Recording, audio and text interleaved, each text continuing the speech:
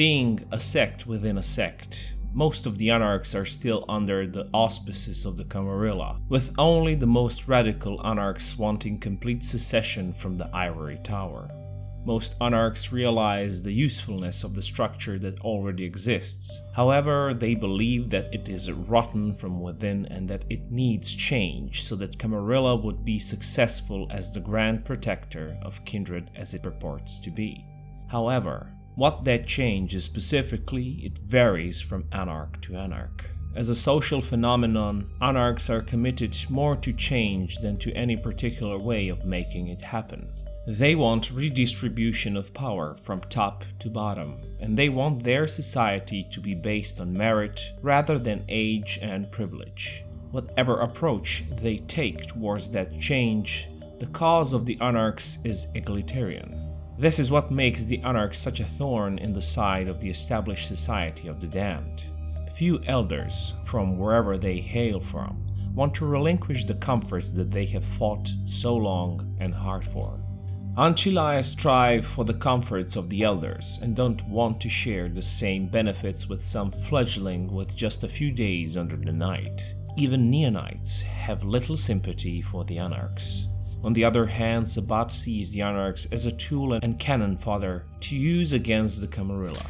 So, the challenges that Anarchs face are manifold, and they often spend their own lives with a siege mentality.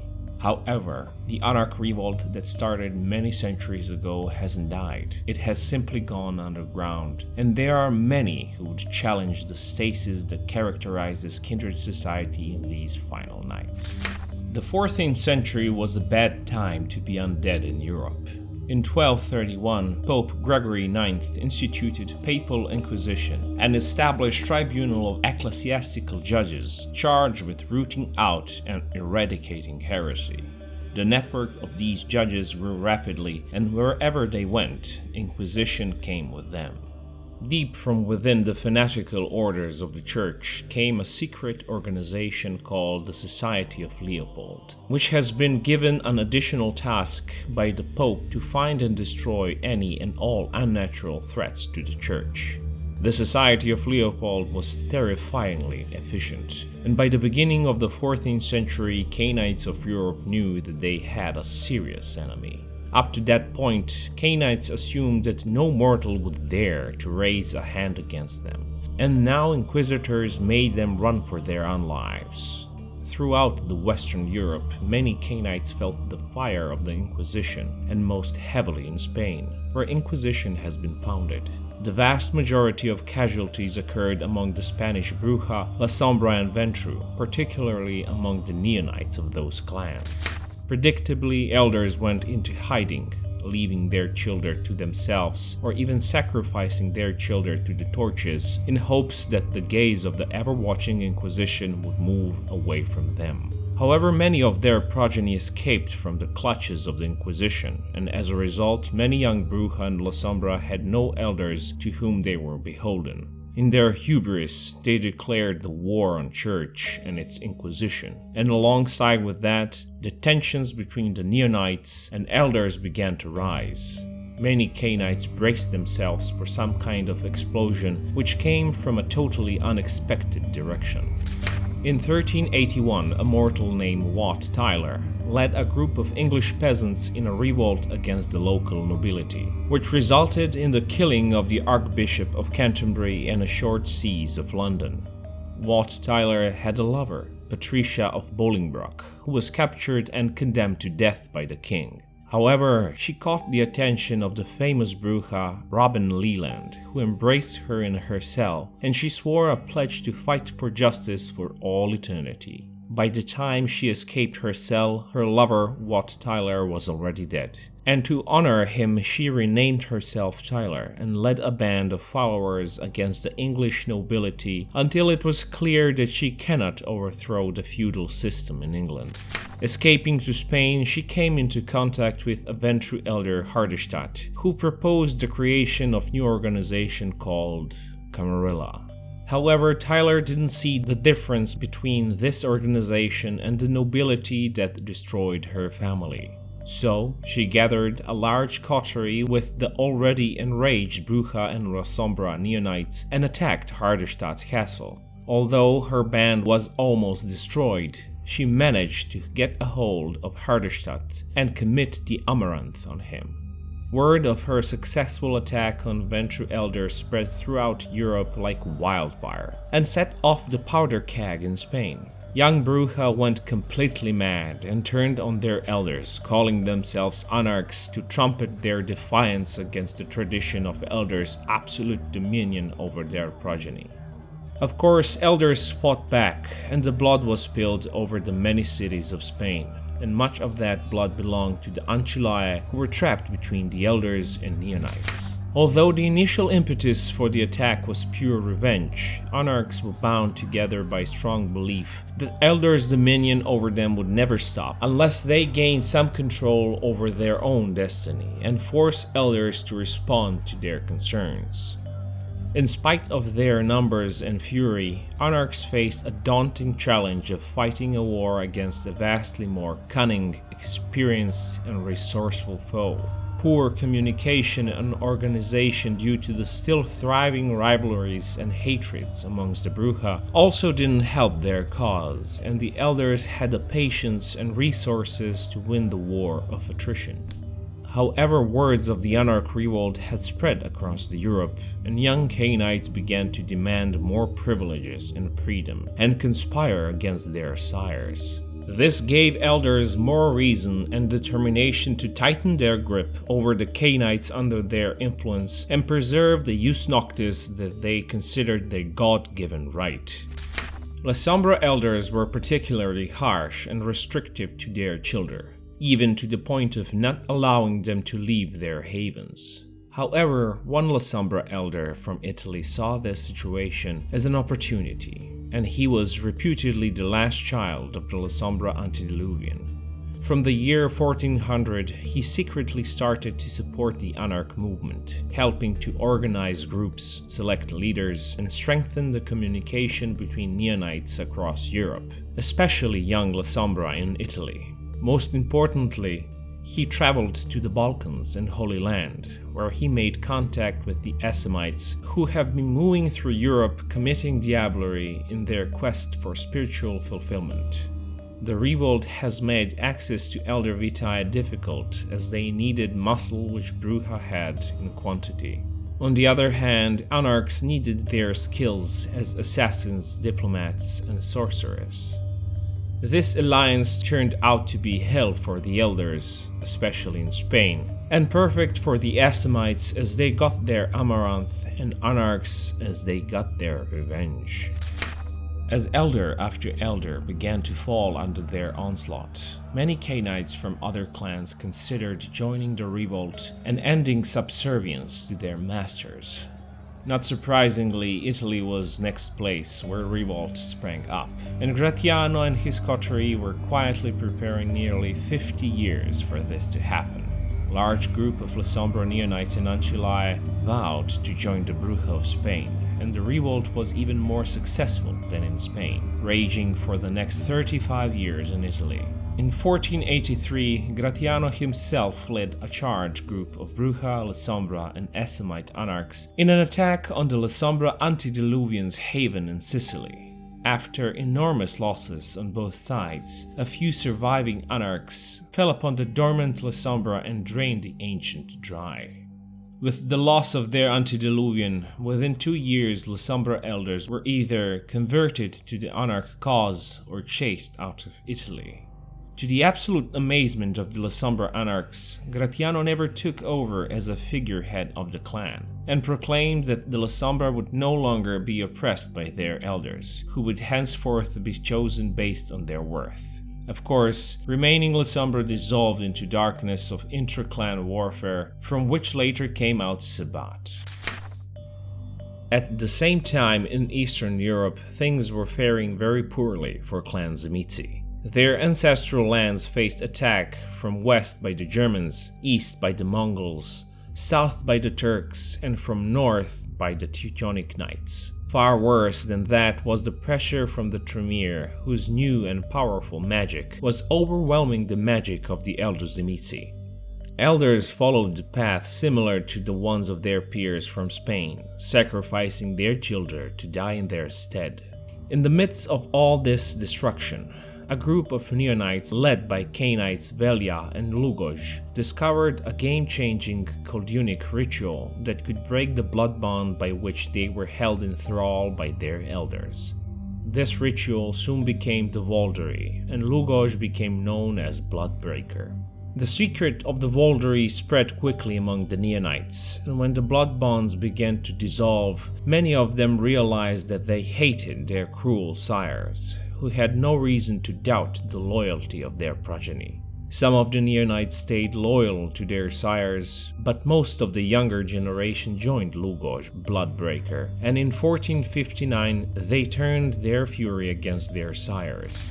Being intimately acquainted with the castles and havens of their elders, they were often successful. And while the elder fiends often refused to come to each other's aid, young Anarch fiends had no choice but to work together and learn to trust each other. The Scientia Revolt had lasted for 25 years, and after many final deaths on both sides, Lugoj Bloodbreaker stood victorious over the sleeping corpse of the Scientia Antediluvian. He claimed the sole right to commit the diablerie, and being the one who brought the freedom to the young fiends everywhere, they stepped away, allowing him to drain the ancient monster. This he did, and then sank immediately into a torpor from which he has not yet awakened.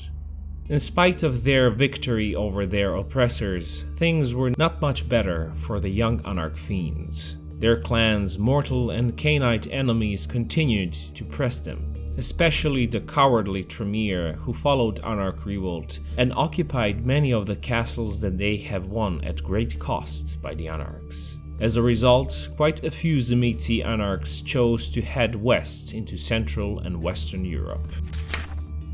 When Tzimisce Anarchs arrived, they discovered that the revolt has been spewing in Spain and Italy for quite some time, and while Anarchs were making significant progress, losses on both sides were enormous.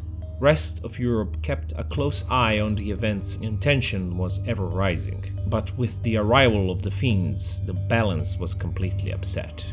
They brought the secret of the Volderi, which promised liberation to the bloodbound progeny of Europe. Neonites and Ancillae from all of the clans flocked to the Anarch cause and joined the Bruja, Assamite, and La Sombra Anarchs. In this frenzy, organization and coordination was almost non-existent, and fighting grew more intense each night. Commitments to sire and clan broke down, and eventually all that mattered was whether one is with the Anarchs or the Elders. Neutrality was impossible. While both Anarchs and Elders were aware of the danger posed by the Inquisition, and especially by the Society of Leopold, most of them felt that each other were a bigger threat than ill-informed mortals.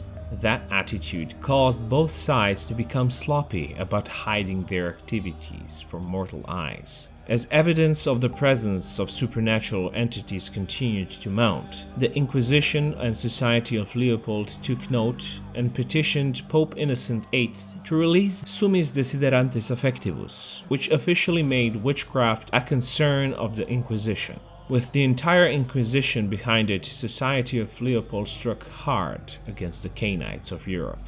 Anarchs suffered unfairly from their attention, as elders were far better at hiding their whereabouts. All this time, a group of Cainites led by a Ventru who called himself Hardestadt had continued the crusade for a larger organization of kindred who would work together to crush the Anarchs. As the carnage spread, more and more elders began to see things the same way and agreed to cooperate with each other to a limited extent at the beginning. In 1486, Hardestadt was able to convince the leaders from each of the major European clans who agreed to send a representative to a formal meeting in Vienna, and who would represent their clan in the inner circle, which would set policy for the newly formed sect they called the Camarilla.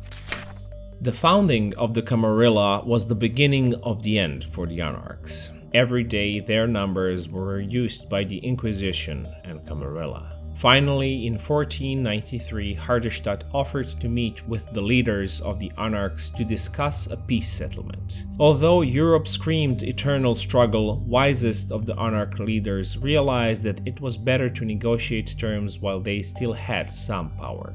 Camarilla and Anarchs leaders met in the Abbey of the Sacred Crown near the small English village of Thorns. There, the Camarilla founders proposed what is now known as the Convention of Thorns. The convention proposed that the Anarchs enter Camarilla and basically put themselves back where they were before the revolt. It offered them protection from reprisals for all but most heinous crimes committed against the elders during the revolt, and it forbade the practice of ritual diablerie on members of the Camarilla. It was less a peace offering and more like terms of surrender. Anarchs reacted differently, but Brugha were the strongest supporters of the convention, as they have suffered the most during the revolt. Assamites, who also suffered fiercely, declined the offer to join the Camarilla, citing their spiritual commitments.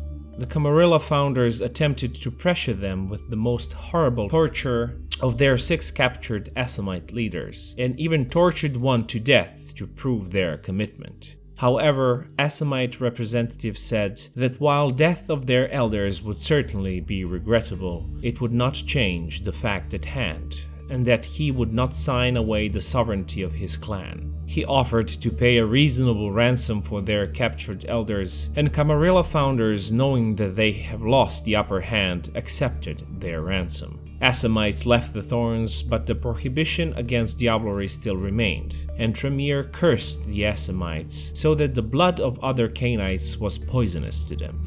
While most of the Anarchs concluded that they had no choice but to agree, many, particularly La Sombra and Zemiti Anarchs, did not. After reading the convention, La Sombra leaders said that they came to negotiate, not to surrender, and that they did not spill their blood for half a century so that they could give it all up. She declared eternal war to the Camarilla and final death to all who have created it. Afterwards, she, her clan, and all who were against the convention left, and those who remained signed the Convention of Thorns. Those who left show their contempt by burning and slaughtering a nearby village, and over the following half-century they gathered together in darkness and spawned their own mockery of the Camarilla, the Dread Sabbat.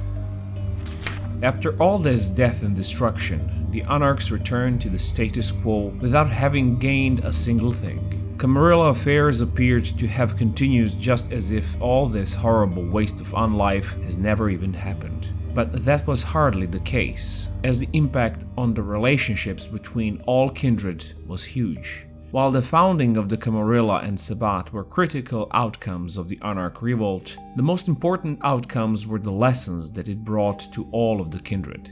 Elders learned the most obvious one: fear. Now that 2 of the antediluvians were destroyed, no elder would rest completely easy in her deathless sleep. The assumption that their dominance over their progenies absolute was gone, and the fear haunts them to this very night.